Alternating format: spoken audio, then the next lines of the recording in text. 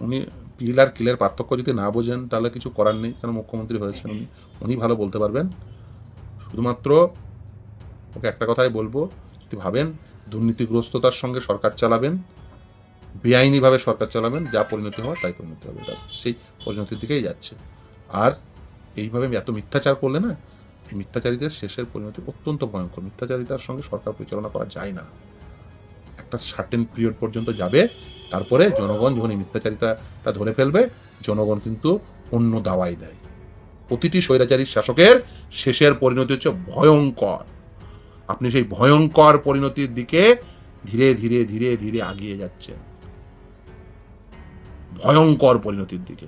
এখনো সাবধান করছি, এখনো সত্য কথাটা জনগণের কাছে হাত জোড় করে সত্য কথা স্বীকার করে নিন। আর এখনো পর্যন্ত যা যায় যেটুকুই বা পয়সা বেঁচে আছে এই পয়সাটুকু ফেরত দিয়ে দিন। এরাও গরিব বাড়ির ছেলে মেয়ে যারা পয়সা দিয়ে চাকরি নিয়েছে, জমি পেয়েছে, এদের টাকাগুলো ফেরত দিয়ে